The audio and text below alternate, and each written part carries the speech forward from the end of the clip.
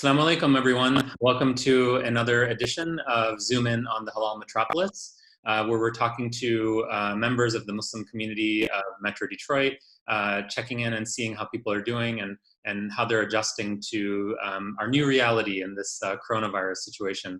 With me today, I have Imam Mohamed Almasmari. Imam Almasmari is the Imam of the Muslim Unity Center in Bloomfield Hills, and he's also the chair of the Imams Council for the Michigan Muslim Community Council, which is a statewide umbrella organization for the Muslim communities of Southeast Michigan. Welcome, Imam Almasmari. Sorry, how are you? Thank you. I'm doing well. How are you? Good, good. I want to talk to you about. And I should mention Ramadan Mubarak. Oh, to you too. Yeah, I hope you're doing well. Good. So, I want to talk to you a little bit about your work at the Unity Center and also with what's happening with MMCC and kind of how you guys are responding to the situation. And before we get into that, how are you doing and how's your family doing in this situation? We're blessed. The kids are at home, so you can just imagine the challenges that comes with. Everything is almost the same. They're having their school. It's of course it's all visual, and for us the schedule continues. We have the same appointments, and I go to the mosque at night to recite Quran and to deliver a simple reminder. So things are almost the same. And at the Unity Center, I know you mentioned that you've been going to the mosque. I actually saw some video of that from the MMCC website. What are some of the adjustments that you guys have had to make at the Unity Center? So of course, early on, along with other religious institutions, we decided before the executive order was given, we decided to close down the mosque to protect our congregations and to, of course, protect our communities. So once we did that, everything had to change.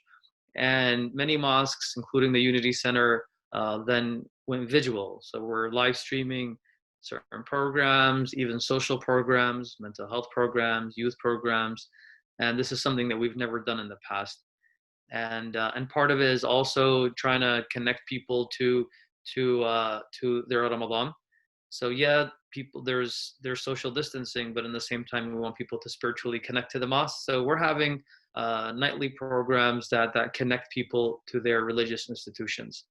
So of course, everything we had to redesign, replan, re-strategize everything that we've been working on for months, especially coming to the month of Ramadan, even our fundraising event.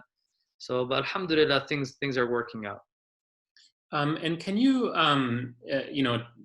tell us a little bit about when, the Muslim communities have experienced pandemics like this in the past and how the communities have responded and kind of where some of the principles have come from where you guys were able to make these decisions very quickly to close down the masajid and really slow down the activity in the communities. Of course, there are many principles that we've used or religious foundations that were used to in order for us to make such decision that was very difficult. The community, some communities even resisted that decision. It's not easy to make such decision to tell people you will no longer congregate in your masjid for the Friday services, especially the Friday services. Everything else I feel was much easier. So of course, the general principles to not harm oneself, to anything that is harmful must be removed, and the Prophet, peace be upon him, was against someone that may be ill to come to a group of people that are healthy, or someone that is healthy to go and sit among people that are struggling with an illness that may be contagious and may affect the broader society. So these are just general principles along many other principles and prophetic teachings that truly, I guess, motivated us. And what was the backbone of such decision? We were convinced that this is the decision that should be made regardless of the executive decisions that are made by the governor. Prior to that, of course, even if she made that decision, we would have, of course, complied with the decision. but it was, the starting point were religious factors, religious decisions, moral obligations that we felt that must be applied. One of the things I've really seen from MMCC in terms of the leadership direction has been this kind of erring on the side of caution. And I read Dr. Hadidi's letter, the open letter that he had written that's posted on MMCC's website. And one of the things that he mentions is that even if the state order is retracted, that they would still continue, that you guys would still continue to advise the community to exercise caution, even remain closed for the time being. And so my question is, looking beyond what's happening right now, it's totally affected our Ramadan in such a stark way. So how do you see a way forward in the next coming months? Of course, making such a decision, as I mentioned earlier, is very difficult. As of now, regardless of what the executive decision is, if it is to open the mosques, we will remain closed because our prayers are different. As our religious institutions, part of our prayers that we prostrate, we come shoulder to shoulder. It's not the same in churches or synagogues. So we have to be cautious. We have to be careful in how we proceed. And of course, even talking about MMCC and Dr. Hadidi, this is something we will also discuss in the Imams Council. So because it is our religious obligation to protect our communities, and we have to make sure that we're willing to go above and beyond. And these decisions may go even against ourselves. This is not a decision that we would like to make as imams, but it's something that we felt that this is a moral obligation and a religious duty. So regardless of what the decision is, we just have to wait to see what's happening and what will what are the changes, what is the executive order, what's the medical advice, the professionals. So it's a combination. There's so many pieces to this decision making. It's not only a religious advice, and that was the path that we've taken from the get-go. It's not only a religious advice, but we expanded where many people were involved in the decision making, because knowing the responsibility it comes with, no one wants to be held accountable, especially in the presence of God. So once everyone came together, it was a collective decision, and it will continue like that. But there is nothing as of now, because things can easily change. Yeah. So we're just waiting.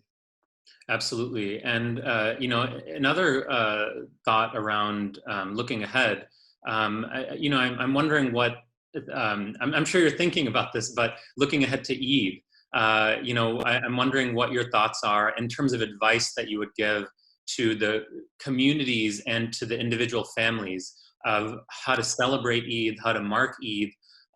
What are your thoughts on that? It's just, 3 weeks away. So. These are questions, we're all struggling towards, answering those questions. But we continue to remind people, as Allah mentioned in the Quran, وَجْعَلُوا بِيُوتَكُمْ قِبْلَةً, that make of your homes places of worship. So people just need to remember that. And we're also telling people that regardless of what decision is made, and if people are unable to come to their mosques and their institutions, celebrate it at home. Because Eid, to begin with, is a communal celebration, but it is also together. It's connecting with family, strengthening family ties. So we're reminding people of those general concepts.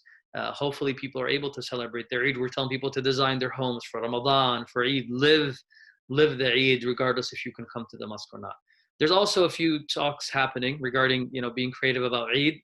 I'm not sure if I can share right now, but we're planning to have some unifying Eid somehow once we come together. It was an idea that was brought up by a dear brother, Dr. Muzammil Ahmed. People are working on it, and once things are confirmed, inshallah, we will be able to share it.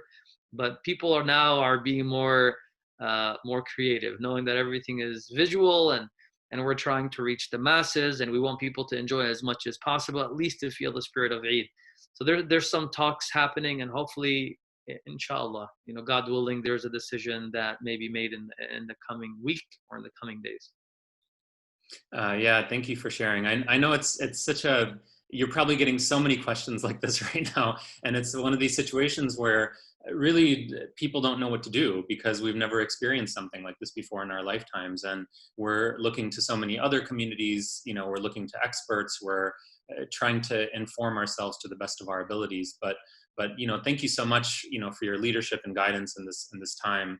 And thank you so much for talking to us. And when you do have more information about this program, please let us know. We'd love to share it with our community and try to spread the word as much as possible. And you'll hear about it. You'll hear about it. But the other thing is, a lot of people come to us thinking that we have the answers. We're trying to navigate through this whole thing too. Yeah.